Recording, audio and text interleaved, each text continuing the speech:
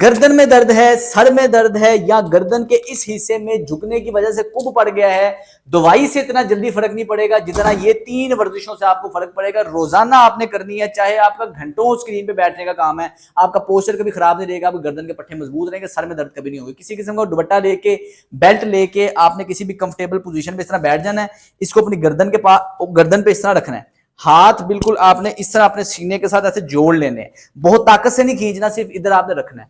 इस पोजीशन में आपने ऊपर देखना है, नीचे सामने देखना है, फिर ऊपर देखना है, सामने देखना है। इससे आपकी रीढ़ की हड्डी का खम बेहतरी की तरफ आता है, इसके पुल की वजह से पिविट बनता है और आपकी गर्दन का खम बेहतरी की तरफ आ जाता है। आपने करना यह है कि इसको आपने कम से कम भी 1 से 2 मिनट के लिए रोजाना सुबह शाम करना है। दूसरा काम आपने ये करना है कि आपने किसी भी दीवार के साथ इस पोजीशन में खड़े हो जाना है। आपके दोनों बाजू इस तरह कोहनी और हाथ दीवार के साथ लगे होंगे।